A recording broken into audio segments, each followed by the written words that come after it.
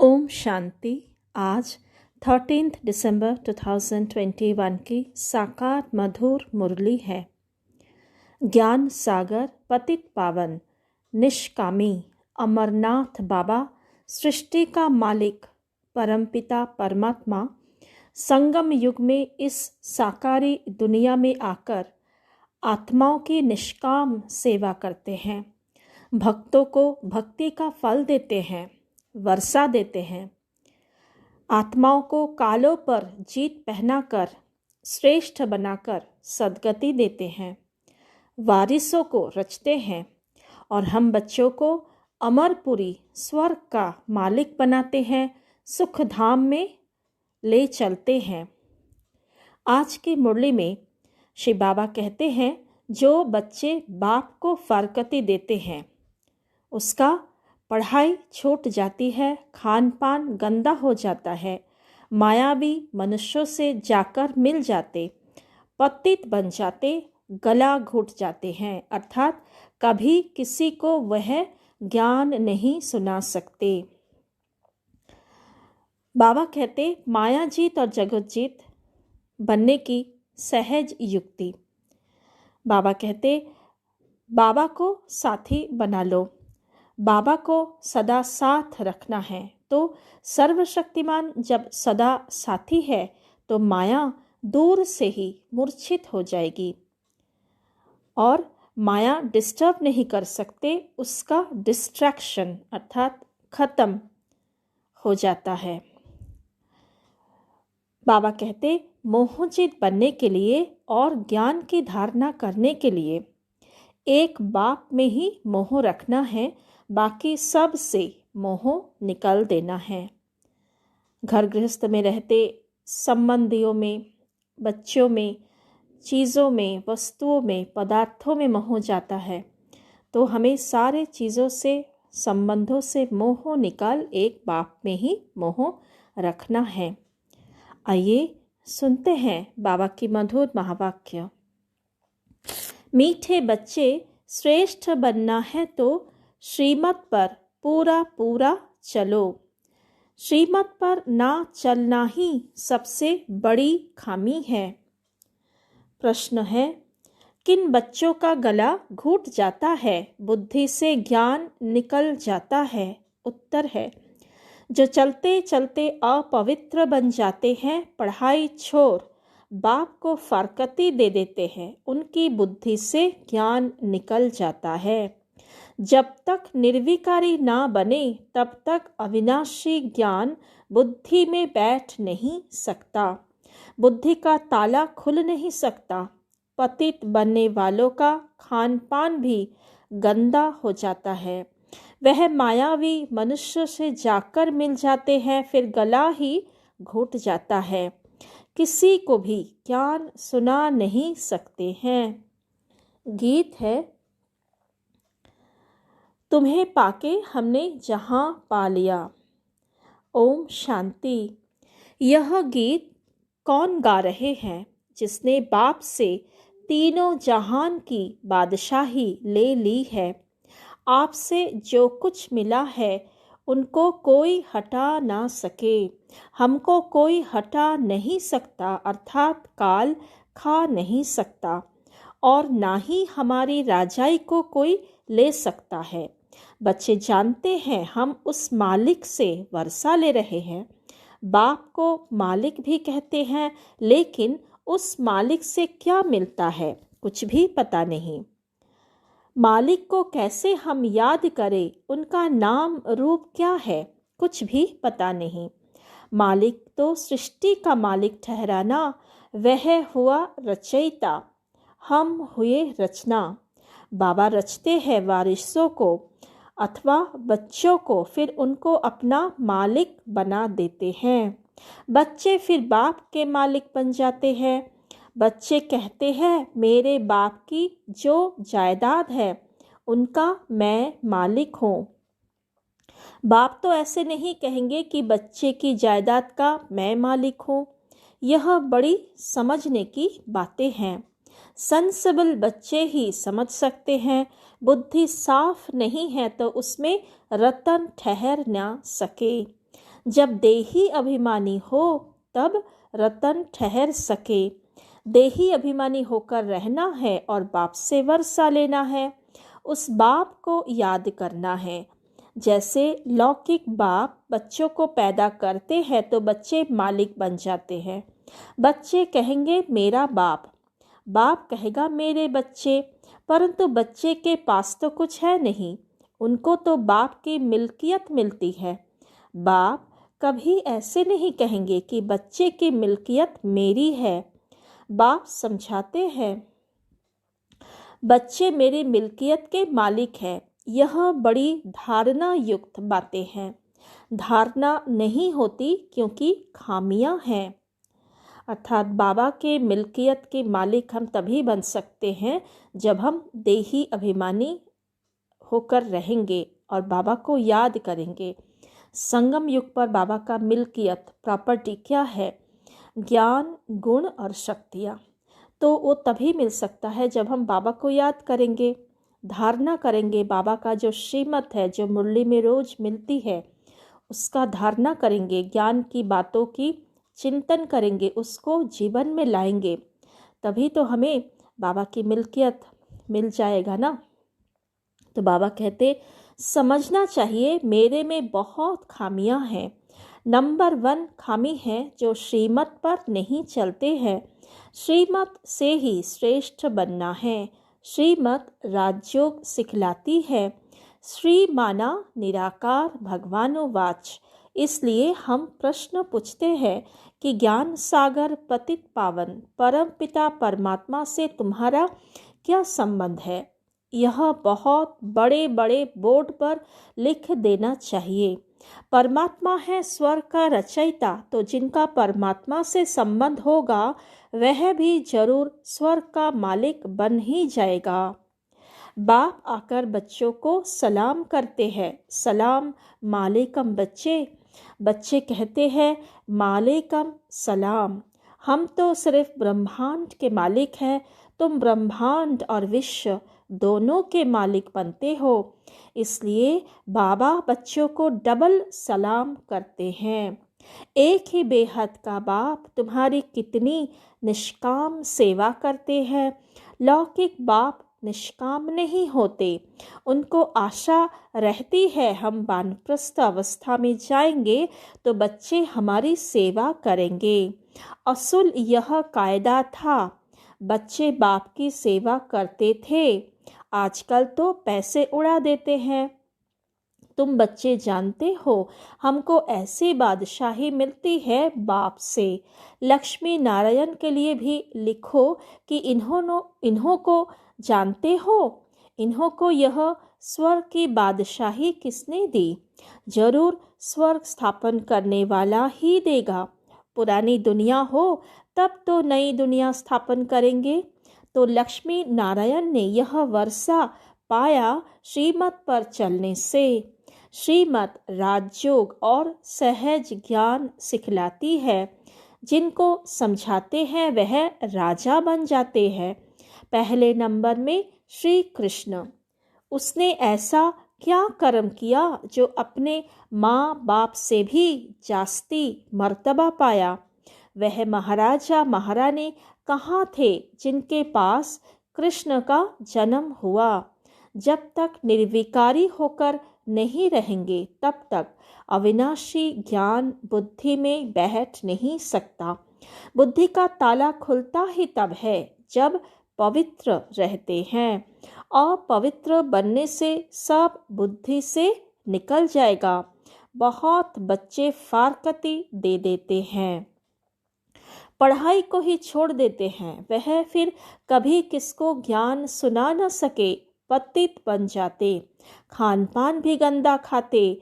मायावी मनुष्यों से जाकर मिलते हैं। मायावी मनुष्य अर्थात जो माया 5 विकारों के वशीभूत है, उनके गले घुट जाते हैं। यह बात भी शास्त्रों में है। वृंदावन में रास आदि होती थी, मना कर देते थे किसको सुनाएंगे तो गला घुट जाएगा। है यह ज्ञान की बात। अगर फारकती दी जाकर निंदा करते हैं तो गला घुट जाता है। कहते हैं ना, सतगुरु का निंदक ठोर ना पाए। अर्थात अगर सतगुरु का निंदा करेंगे तो हमारी सज़ा भी बहुत बड़ी होगी। ज्ञान ही नहीं सुना पाएंगे, सब कुछ हमारा जैसे जितना कमाई किया है सब कुछ जैसे छूट जाएगा, समाप्त हो जाएगा। बाप कहते हैं, सृष्टि जब पतित पुरानी हो जाती है तब मैं आता हूँ। मनुष्य को तमो प्रधान बनना ही है। जो कर्तव्य करेंगे वो उल्टा ही करेंगे, क्योंकि उल्टी मत मिल रही है, श्रीमत है नहीं। उल्टी मत पतित भ्रष्टाचारी बनाती है।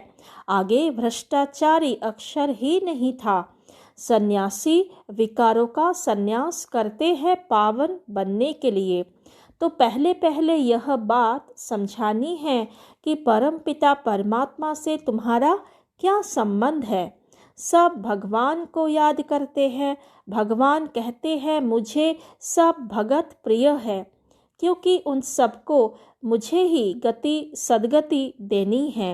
वह समझते हैं भगवान आकर भक्तों को भक्ति का फल देते हैं, इसलिए भगत भगवान को प्रिय है।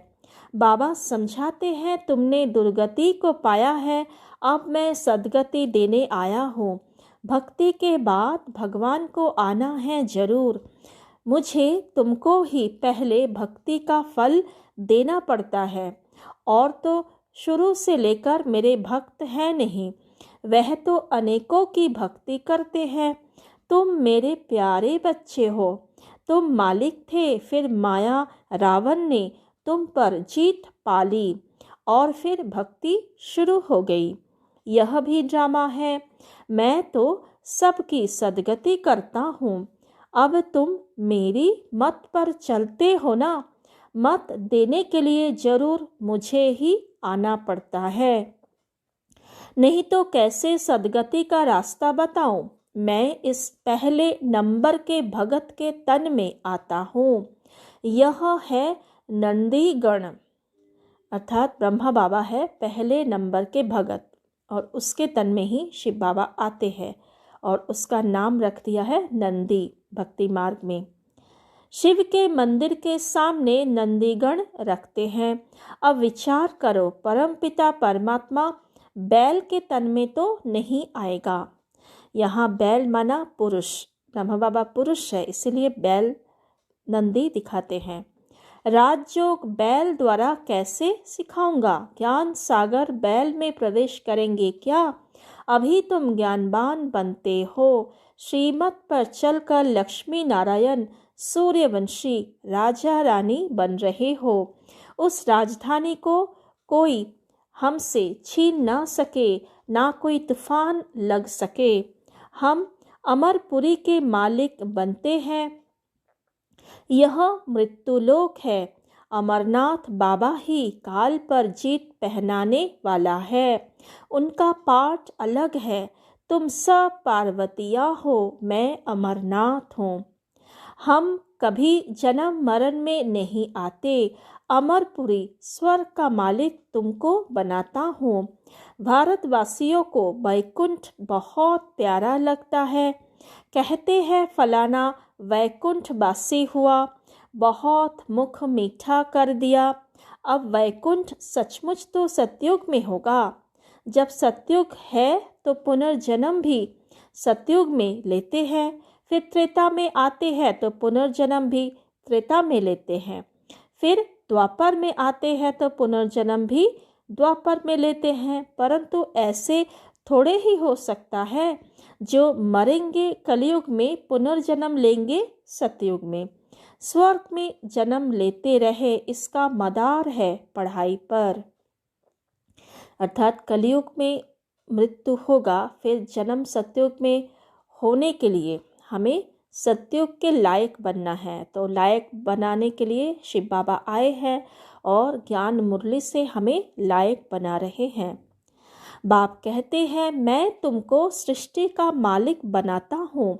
मैं निष्कामी हूँ। हम विश्व का मालिक नहीं बनते। तुम स्वर्ग में जाते हो तो मैं विश्रामी हो जाता हूँ। मैं चक्र में नहीं आता हूँ। इस ईश्वरीय जन्म के बाद तुम दैवी गोद में जन्म लेंगे। अभी तुम जन्म जन्मांतर आसुरी गोद में जन्म लेते हो, भ्रष्टाचारी बन पड़े हो।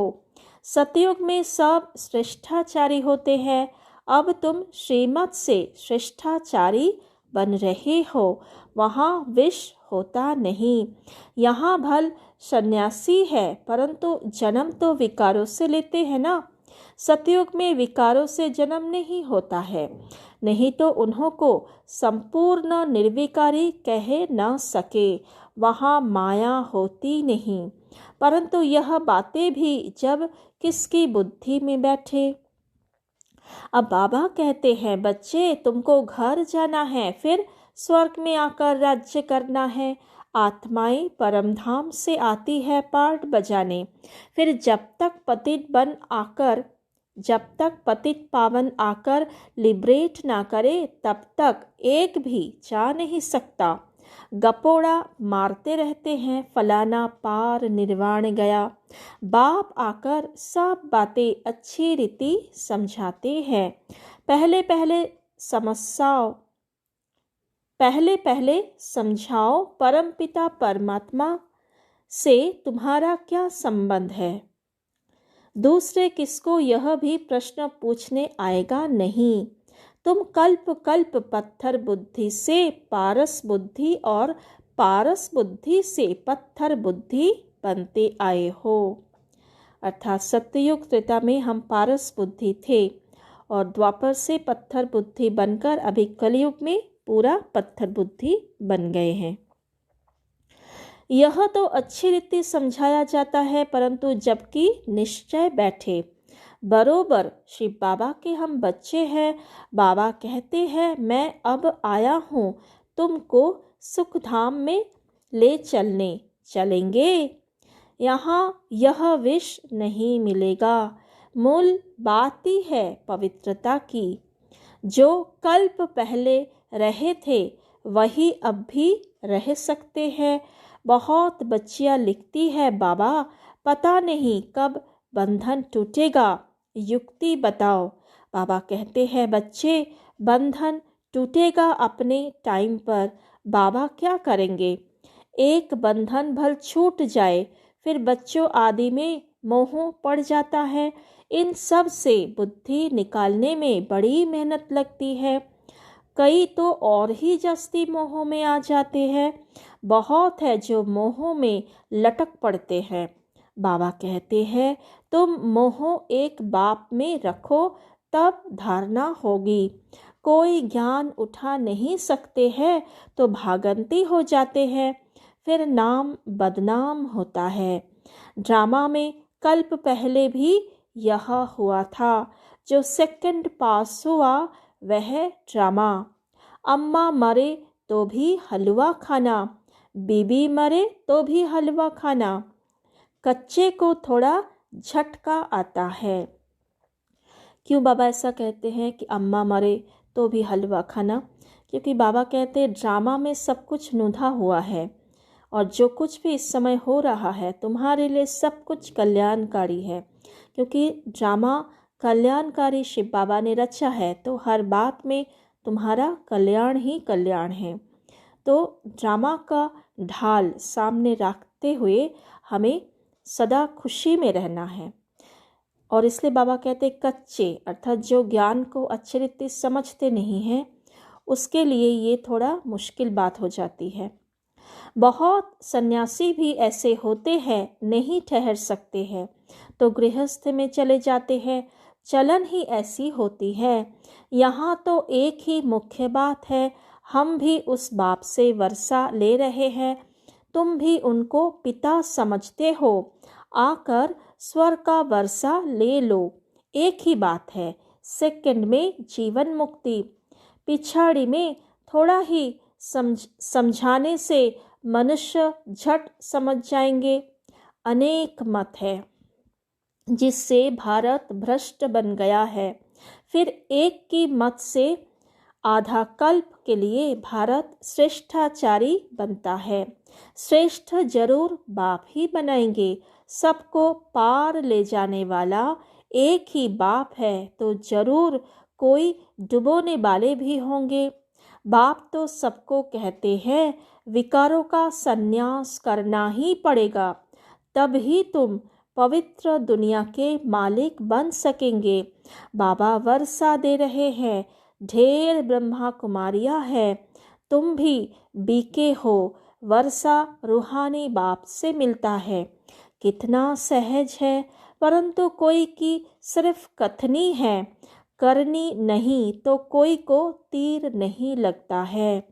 कथनी से भल और किसका भला हो जाएगा, परंतु खुद की करनी नहीं तो गिर पड़ेगा। जिनको ज्ञान देंगे वह चढ़ जाएगा, खुद गिर पड़ेगा। ऐसे भी बहुत है। बाबा बच्चों को पूरा वर्षा विल कर देते हैं। अब तुम लायक बन स्वर्ग के मालिक बनो। अच्छा, मीठे मीठे सिक्की लधे बच्चों प्रति माता पिता बाप दादा का याद प्यार और गुड मॉर्निंग। रूहानी बाप के रूहानी बच्चों को नमस्ते। हम रूहानी बच्चों की रूहानी माता पिता बाप दादा को याद प्यार गुड मॉर्निंग और नमस्ते। शुक्रिया बाबा। धारणा के लिए मुख्य सार।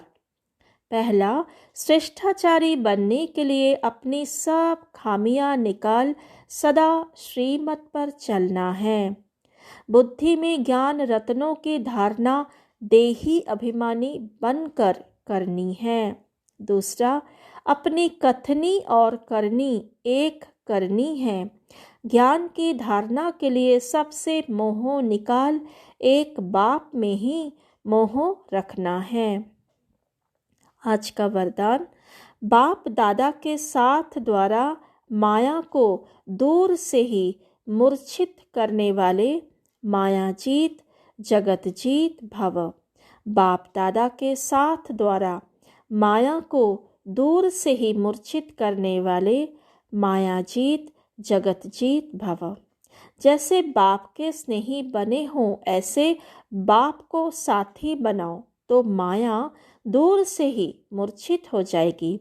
शुरू शुरू का जो वायदा है, तुम ही से खाऊं, तुम ही से बैठूं, तुम ही से रूह को रिझाऊं, इसी वायदे प्रमाण सारी दिनचर्या में हर कार्य बाप के साथ करो तो माया डिस्टर्ब कर नहीं सकती, उसका डिस्ट्रैक्शन हो जाएगा। अर्थात माया हमें विचलित नहीं कर पाएगा, क्योंकि माया हमारे पास आ ही नहीं सकती, फिर माया समाप्त हो जाएगा। तो साथी को सदा साथ रखो। साथ की शक्ति से व मिलन में मगन रहने से माया जीत जगत जीत बन जाएंगे। स्लोगन है, अपनी ऊंची वृत्ति से प्रवृत्ति की परिस्थितियों को चेंज करो। अच्छा जी, ओम शांति। आज की मुरली में मुख्य स्वमान। पहला, मैं आत्मा श्रीमत पर चल श्रेष्ठ बन रही हूँ। दूसरा, मैं आत्मा बाप से तीनों जहान की बादशाही ले रही हूँ। चौथा, मैं आत्मा सेंसिबल हूँ। चौथा, मैं आत्मा ज्ञानवान बन रही हूँ। पांचवा, मैं आत्मा अमरपुरी स्वर्ग का मालिक बन रही हूँ। छठा, मैं आत्मा पार्वती हूँ। सातवां, मैं आत्मा मोहजीत हूँ। आठवां, मैं आत्मा मायाजीत सो जगतजीत हूँ। अच्छा जी, ओम शांति।